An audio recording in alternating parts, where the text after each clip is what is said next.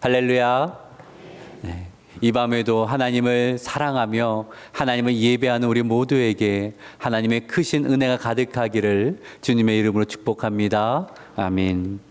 오늘은 나와 같이 되기를 라는 제목으로 말씀을 나누도록 하겠습니다. 당신이 나와 같이 되기를 원합니다. 여러분, 이 말은 보통 어떤 때 하시나요? 뭔가 좀 좋은 일들이 생겼을 때, 예를 들어서 수험생 자녀가 있는데 우리 자녀가 원하는 대학에 진학을 했습니다. 그리고 옆집에 또 수험생 자녀가 있는 것을 보면은 우리 아이도 이렇게 대학에 잘 갔는데 당신의 아이도 좋은 성적 받아서 좋은 대학 갔으면 좋겠습니다. 이런 말을 하기도 하죠. 또는 예전에 암투병을 하셨는데 깨끗하게 나음이 있는 분이 있다면 비슷하게 암으로 고통받고 있는 분을 만날 때에 내가 이러이러해서 잘 치료를 받았고 이렇게 완치되었습니다. 당신도 그렇게 나음을 입기를 바랍니다. 이렇게 우리는 이야기를 할 겁니다. 그런데 오늘 본문에서 바울은요, 뭐 하나 잘된 게 없는 것 같은데 나와 같이 되기를 원합니다. 이렇게 말을 하고 있다라는 거예요. 오늘 본문을 보면 바울 앞에 서 있는 사람들은요, 사람들이 생각하기에는 바울보다 10배, 100배, 아니 1000배는 더 잘된 사람들입니다. 지금 바울 앞에 누가 있는 거죠? 아그리파 왕이 있고요. 총독 베스더가 있고요. 그리고 로마의 천부장들이 있고 가이사랴의 유지들이 있습니다. 부를 누리고 있고 권세를 가지고 있고 세상의 명예를 갖고 있는 사람들 앞에서 바울이 한 말은 당신들이 나와 같이 되기를 나는 바라고 있습니다. 그렇게 말을 했다라는 거예요. 도대체 무엇을 가지고 그렇게 말을 했을까요? 우리가 잘 아는 것처럼 바울이 그렇게 말할 수 있던 이유는 단 하나입니다. 그들보다 부하지 않고 그들처럼 명예를 가지고 있지 않고 그들만큼 사회적으로 높은 지위에 있지 않는 죄수와 같은 신분으로 있지만 나에게는 예수가 있습니다. 나에게는 예수가 있습니다. 당신들도 나와 같이 예수 만나고 나와 같이 예수 안에서 참 기쁨과 행복과 소망을 누리게 되기를 바랍니다. 이렇게 말을 하고 있는 거예요. 지금 어떤 시간에 말하고 있냐면 자신을 변론해야 될 그 시간에 예수님을 이야기하고 있는 겁니다. 지금 전도하고 있어요. 여러분, 누가 전도 잘할 것 같아요? 신학을 공부한 사람? 전도 훈련을 잘 받은 사람? 물론 기술적으로 잘하겠죠. 그런데 제가 목회를 하면서 보다 보니까 전도를 정말 잘하는 사람은 어떤 사람이냐면 예수 때문에 참 행복한 사람이에요. 예수 때문에 너무나 행복하면 누가 시키지 않아도 예수님을 전하고 싶은 거예요. 왜 우리가 맛있는 음식을 먹어도 말을 하잖아요. 어디 가서 무슨 식당에 가면 무슨 메뉴를 꼭 먹어보라고, 얼마나 맛있는지 모른다고. 좀 오지랖이 넓으신 분들은 어떻게 합니까? 내가 사주겠다고, 나랑 같이 가자고 하면서 그렇게 말을 하잖아요. 근데 예수 만나 너무 좋고 행복하면 어떻게 예수님을 전하지 않을 수 있겠습니까? 사랑하는 여러분, 예수님이 좋으십니까? 예수 만나 행복하십니까? 왜입니까? 네, 그 왜를 좀 이야기했으면 좋겠습니다. 그래서 오늘 말씀을 통하여서 우리가 예수님으로 인해서 얼마나 행복한 사람인지, 우리에게 얼마나 큰 기쁨이 있는 사람인지를 우리가 다시 한번 확인했으면 좋겠습니다. 그래서 이 밤에 예수님 때문에 행복하고 예수님 때문에 소망을 누리게 되어지는 저와 여러분 되기를 주님의 이름으로 축복합니다. 아멘. 이 사도행전 26장은 바울이 아그리파 왕 앞에서 자신을 변호하는 이야기가 나와 있습니다. 이제 27장으로 가면 바울이 로마로 이제 이송되어진 이야기 때문에 좀 요 근래 이야기를 조금 정리를 복습을 하고 가도록 하겠습니다. 바울이 예루살렘으로 갈 때에 빈손으로 간 것이 아니라 이방 교회들이 예루살렘 교회의 어려운 형편을 듣고 구제헌금을 했거든요. 그것을 가지고 가고 있는 겁니다. 바울이 처음 이방 선교할 때만 해도 얼마나 말들이 많았어요. 이방인들에게 복음 전하면 되겠냐? 그들이 구원이 있겠냐? 그런데 바울이 가서 복음 전하고 또 일으킨 그 개척한 교회들이 성장하여서 이제는 예루살렘 교회를 돕는 그 일을 하게 되었으니까 바울의 마음이 얼마나 기뻤을까요? 얼마나 설레었을까요? 이방 교회가 예루살렘 교회가 하나 되어지는 그것을 바라보면서 얼마나 마음이 뜨거웠을까요? 예루살렘 가는 길에 어떤 이야기를 들어요? 근데 가면은 박해와 결박이 있을 거다. 환란이 있을 거다. 사람들이 가지 말라 그래요. 선생님 가지 마십시오. 가지 마십시오. 근데 바울이 간다고 하죠. 아니다, 나는 죽어도 가야 된다. 목숨을 걸고 예루살렘에 갔는데 정말 박해가 일어나요. 예루살렘 성전에 들어갔는데 바울이 성전을 더럽혔다는 그런 말도 안 되는 얘기가 퍼져나가고요. 사람들이 흥분하고 소동하고 바울을 죽이려고 하죠. 그때 예루살렘을 치안을 담당하던 천부장 루시아가 바울을 급히 빼서 구금하고 보호를 합니다. 근데 아무리 생각을 해봐도 예루살렘 안에서는 바울을 안전하게 못 지키겠는 거예요. 그래서 가이사랴로 급히 이송을 시키죠. 그 가이사랴 총독이 누구였습니까? 벨릭스였잖아요. 벨릭스 앞으로 이제 데려갔는데 유대 지도자들이 알고는 찾아와서 고발을 합니다. 근데 벨릭스가 가만히 들어보니까 바울에게 죄가 없어요. 그럼 풀어줘야 되는데 벨릭스가 풀어줬어요? 안 풀어주죠. 두 가지 이유가, 첫 번째는 유대 지도자들의 눈치를 보느라 안 풀어줬고, 두 번째는 바울에게 뇌물을 좀 받을 수 있을까 해서 안 풀어줘서 몇 년을 놔둬요? 2년을 재판도 열지 않고 그냥 가만히 놔두는 거예요. 그런 답답한 시간이 지났을 때에 새로운 총독 베스도가 부임을 하잖아요. 총독이 새로 왔으니까 다시 새롭게 시작해야 되는 겁니다. 유대 지도자들도 바울을 고발을 합니다. 베스도가 재판을 열었습니다. 보니까 죄가 없어요. 근데 풀어주를 주저하죠. 유대 지도자들의 눈치가 보이니까. 그래서 제안을 하나 합니다. 내가 보니까 로마법과는 상관이 없으니까 그냥 예루살렘 돌아가서 너희 법으로 한번 재판을 받아보겠냐. 그랬더니 바울이 뭐라고 했어요? 나는 로마 황제에게 상소하겠습니다.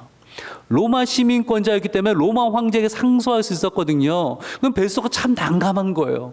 로마 시민권자가 로마 황제에게 상소한다고 했으니까 안 들어줄 수는 없는데 이제 로마로 보내야 되는데 도대체 무슨 죄목으로 보내야 되나 고심하고 있을 때에 이제 아그리빠 왕이, 정확히 하면 헤롯 아그리빠 2세가 이제 신임 총독이 왔다고 버니게는 동생이기도 하지만 근친상간중인 그런 관계라고 했죠. 함께 방문을 했어요. 야, 잘 됐다. 좀 조언을 구하자 해서 아그리빠 왕에게 이거 어떻게 해야 됩니까? 이 바울 문제 어떻게 해야 되나요? 라고 이제 물어봅니다.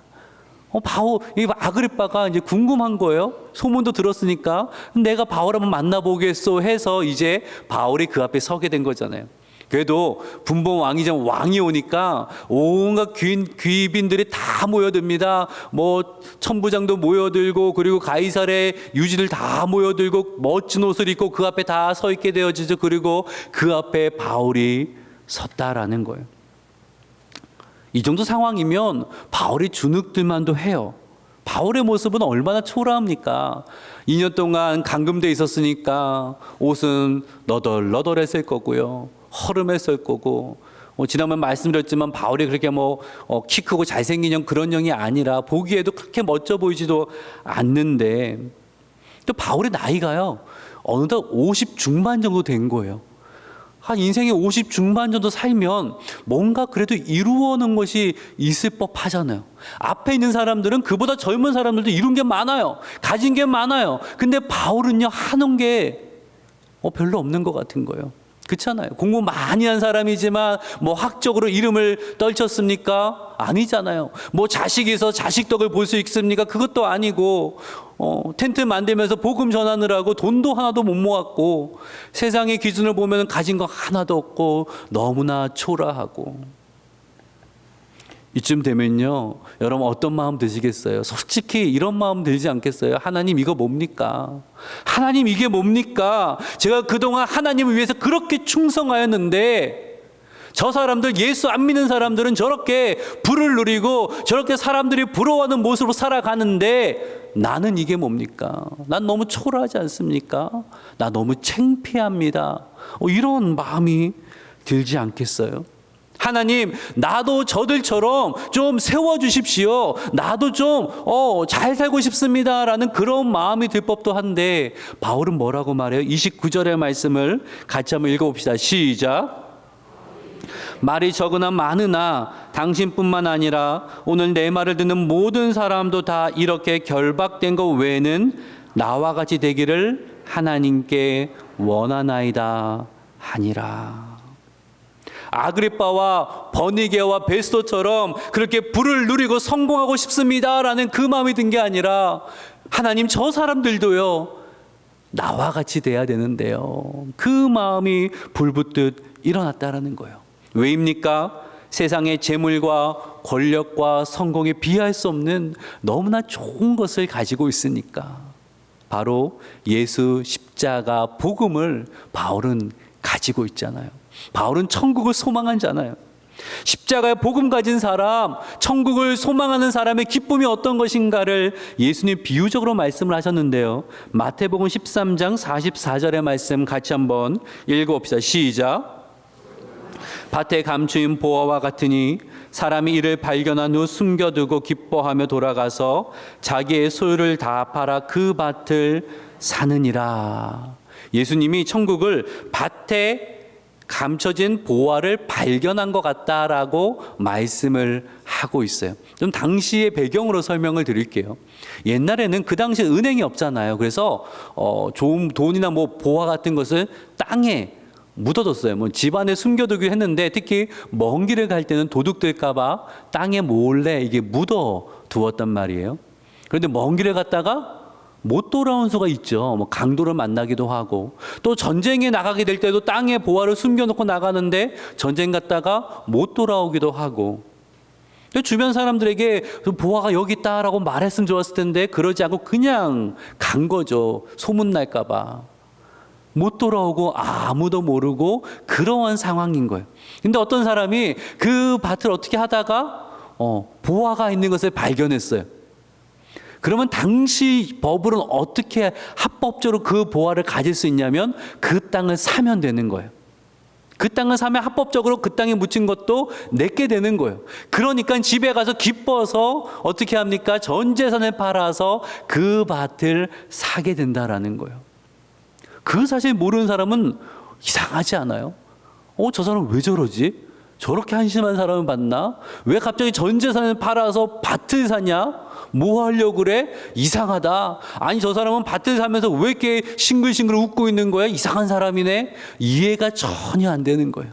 근데 그 밭에 보화가 있는 것을 아는 사람은 너무 좋은 거예요. 너무 기쁜 거예요. 그것으로 천국을 아는, 천국을 소망하는 사람의 기쁨을 예수님 말씀하고 계시거든요. 오늘 본문에 사람들이 보기에 바울이 이상해요. 베스토 총독의 눈에는 바울이 분명 이상한 거예요. 한번 24절 볼까요? 24절 읽어봅시다. 시작. 베스토가 크게 소리내어 이르되 바울아, 내가 미쳤도다. 내 많은 학문이 너를 미치게 한다 하니. 너무 이상한 거예요. 왜 이상해요? 우리가 읽지 않았지만 지금 바울이 자신을 변호하는 자리입니다. 유대 지도자들은 바울을 죽이려 하고 있어요. 바울은 억울하게 2년 동안 갇혀 있었습니다. 그러면 얼마나 억울해요. 죄가 없음에도 불구하고 로마 황제에게 상소할 수밖에 없는 상황이 되었다는 거예요. 언제 풀려날지도 모르는 상황입니다. 하지만 아그리빠는 그래도 바울에게 호의적인 태도를 가지고 있거든요. 아그리빠에게 잘 이야기를 해야 되잖아요. 아그리빠 왕이 그래도 힘이 있는 것이 당시의 대제사장의 임명권과 파명권을 가지고 있었어요. 그리고 유대 지도자들이 아그리빠 왕에게는 꼼짝을 못할 거거든요. 이때다 해서 아그리빠 왕에게 이야기하고 나의 억울함을 좀 풀어주십시오. 나를 좀 보호해 주십시오. 지금 그 이야기 해야 될 텐데 바울은 무슨 얘기했냐면 내가 만난 예수님 이야기 한번 들어보시겠습니까? 예수 이야기를 하는 거예요. 담메색 도상으로 가다가 예수 만난 이야기하고 예수 만나서 내 삶이 어떻게 변화되는 거 그 이야기하고 있으니까 베스토가 어떻게 생각을 하는 거예요? 야, 정말 미쳤다 미쳤어. 지금 그 얘기할 상황이냐? 지금 예수 이야기할 상황이냐? 살려달라 그래야지. 억울함을 풀어달라 그래야지. 이제 50대 중반인데 남은 삶을 어떻게 살려고 하냐? 이제 인생을 찾아가야지. 그런 마음이 드는 거예요. 참 저 사람 이상하다. 이상하다. 근데 바울이 뭐라고 답을 해요? 내가 미친 게 아니라 제정신으로 온전한 말을 하고 있는 겁니다 라고 답을 하거든요. 제가 오늘 말씀 묵상하면서 바울이 이렇게 말했으면 어땠을까라는 생각이 들더라고요. 네, 저 미쳤습니다. 내가 정상이면 억울하게 지금 감옥살이 하고 있겠습니까? 내가 공부를 얼마나 많이 했는데 내가 로마 시민권자, 내가 정상이면 이러고 있겠습니까? 내가 미쳤습니다. 맞습니다. 나는 예수에 미친 사람입니다. 그래도 말이 되지 않아요? 예수에 미친 사람입니다. 예수의 모든 것을 걸었다라는 거죠. 그렇죠? 저 학생 시절만 해도 미쳤다 그러면 욕이었는데 요즘은 이 미쳤다가 욕이 아니더라고요. 뭐 미친 존재감, 뭐 운동서 잘하면 폼이 미쳤다. 저 사람 미쳤다 그러면 와 정말 우리랑 다르다, 뭔가 특별하다, 뭔가 모든 걸 걸었다, 뭐 이렇게 요즘 쓰이고 있는데 비슷한 것 같아요. 예수가 나의 전부라는 거예요. 예전에 성공을 쫓았지만, 그래서 나도 열심히 공부했지만, 열심히 살아봤지만, 그래서 율법의 의로는 흠이 없는 사람이라 불림도 받았지만, 사람들의 인정과 사회적인 성공에 미쳐 있었지만, 열성을 다했지만, 내가 예수 만나고 나니까 예수 없이 살았던 것이 얼마나 헛된 것인지 알겠습니다. 그 말 하는 거거든요. 14절을 보면요, 예수님이 담메색 도상에서 바울을 찾아오셨을 때 이런 말씀하셨는데 그거를 처음으로 소개를 하고 있어요. 우리 같이 한번 읽어볼까요? 시작. 내가 소리를 들으니 히브리 말로 이르되 사울아 사울아 내가 어찌하여 나를 박해하느냐, 가시채를 뒷발질하기가 내게 고생이니라. 가시채를 뒷발질하기가 네게 고생이다.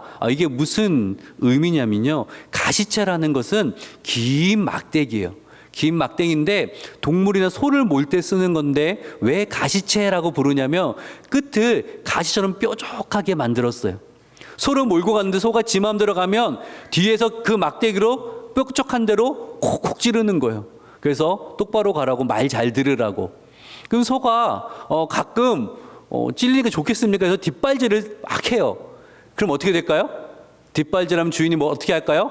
더 찌르죠. 한 대 맞는 거예요. 괜히 뒷발질하도 몇 대 더 맞고 고생만 하게 되거든요. 그것을 지금 의미하는 거예요. 괜히 주인 말 안 듣다가 고생만 더 하는 그러한 삶을 너가 살고 있지 않냐라고 말씀하셨다는 거예요.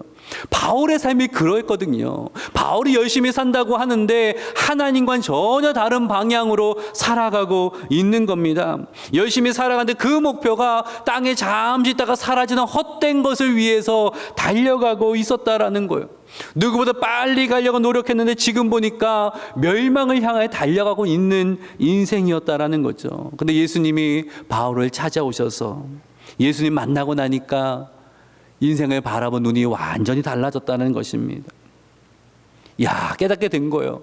돈 많이 벌어봐야 다 쓰고 가는 것도 아니고, 세상의 높은 자리 열심히 올라가 봐야 다시 내려오게 될 거고, 명성 얻어봐야 결국 잊혀지게 될 거고, 하나님 마음에 들려고 열심히 노력해봐야 여전히 부족함만 더해지고.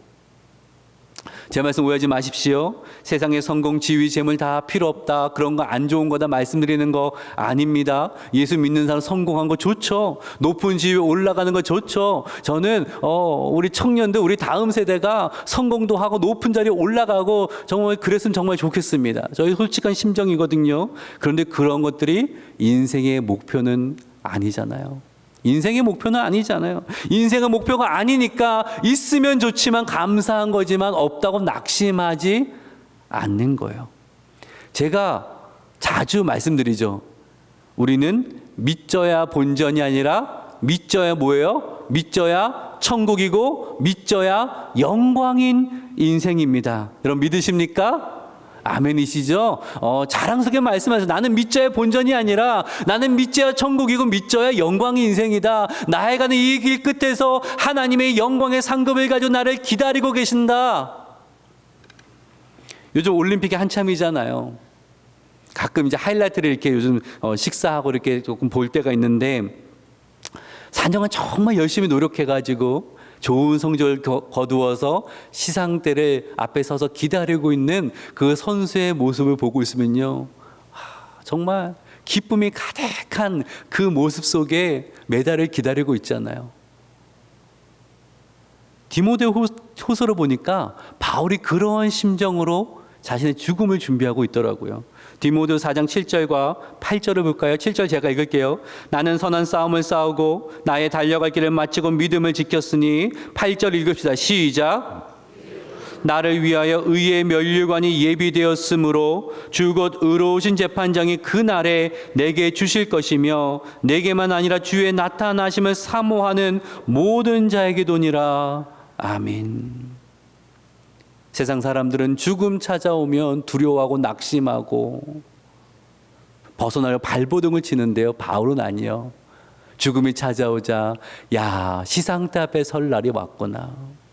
내가 드디어 나의 경주를 다 마치고 시상대 앞에 설 날이 왔구나. 내가 이거 바라보면서 이렇게 달려왔는데 드디어 시상대 앞에 서게 생겼구나. 너무 감사하다. 그는 그렇게 인생의 마지막을 맞이했어요. 왜요? 그의 인생의 목표는 하나님의 시상대 앞에 서는 거. 저 천국에서 시상대 앞에 서서 하나님이 주시는 영광의 면류관을 가지고 높이 들고 하나님을 찬양할 그 날을 그는 바라보며 달려왔거든요. 예수님 안 만났으면 어쩔 뻔했어요. 예수님 안 만났으면 이 영광의 길이 있는 것도 알지 못한 채 그저 있다가 사라질 헛된 것을 바라보며 달려갔을 거 아니에요. 남들보다 조금 더 앞서간다고 좋아하고 남들보다 조금 더 높이 올라갔다고 그거 자랑하고 그러한 인생 살고 있지 않았겠어요? 근데 바울이 생각해 보니까 너무나 감사한 거예요. 주님 나를 찾아오지 않으셨더라면 내 인생 어떻게 됐을까? 저 아그리빠 왕과 같이, 저 베스도 총독과 같이, 버니게와 같이 그냥 세상만 따라 살고 있지 않았을까?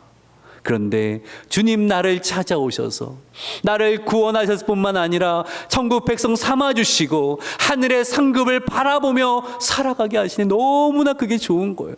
너무나 기쁜 거예요. 그래서 그는 말합니다. 나와 같이 되기를 원합니다. 여러분은 나와 같이 되기를 원합니다. 이 상급이 무엇인지 여러분이 알게 되기를 원합니다. 천국의 소망이 무엇인지 여러분도 알게 되기를 원합니다. 지금 그 이야기를 하고 있는 거예요.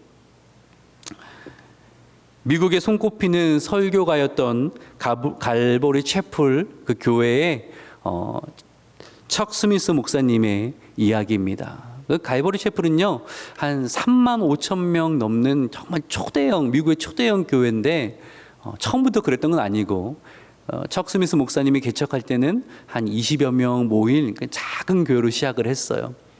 경제적으로 어렵죠. 하루는 참 경제적 어려움을 겪고 있는 때에 성도님 한 분의 전화가 왔대요. 그리고 이렇게 이야기를 하대요. 목사님, 제가 기도하는데 하나님이 제 마음에 감동을 주셔서 얼마를 지금 목사님 계좌로 송금을 했습니다. 근데요, 그 금액이 정말 목사님 필요했던 그 금액이었대요. 그러니까 얼마나 기분이 좋은지 기쁜지 사모님은 막 부르는 거 여보 일로 와보라고. 지금 하나님 우리의 기도 응답하셨는데 지금 딱 필요한 이 돈을 우리에게 채워주셨다고. 너무 좋아 사모님 손을 잡고 춤을 췄대요. 근데 그렇게 기뻐하고 있는데 하나님이 마음속에, 목사님 마음속에 이렇게 말씀하시는 것 같더래요. 야, 그렇게 좋냐?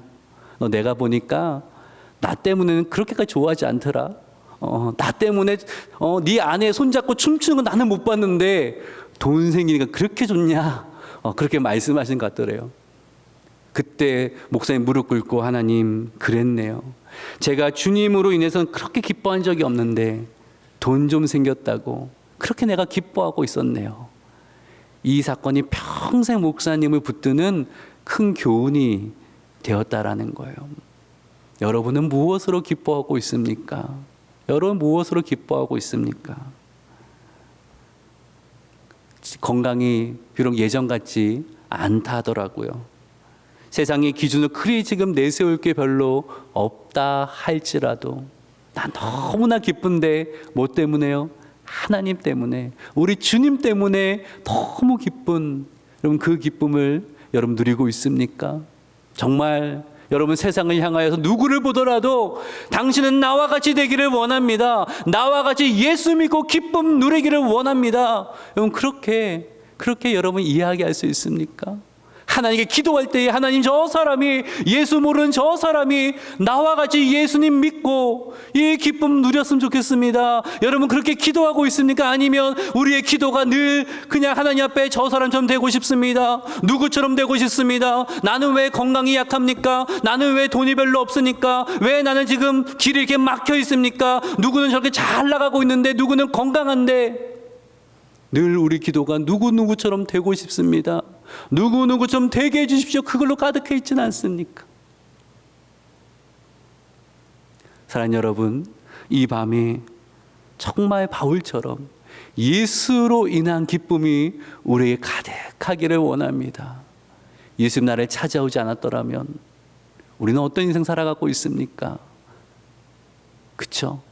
예수 만난 기쁨, 예수 때문에 너무 좋아서 내가 어떤 상황에 있든지 이 예배 자리에 오면 기쁘고 감사하고 두 손 들고 하나님을 높이고 싶어지는 그 마음이 우리에게 가득하기를 원합니다.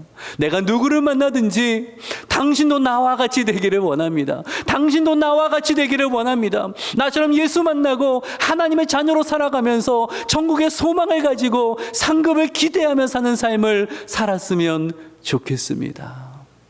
그 고백이 우리에게 날로 날로 넘쳐나기를 주님의 이름으로 축복합니다. 아멘.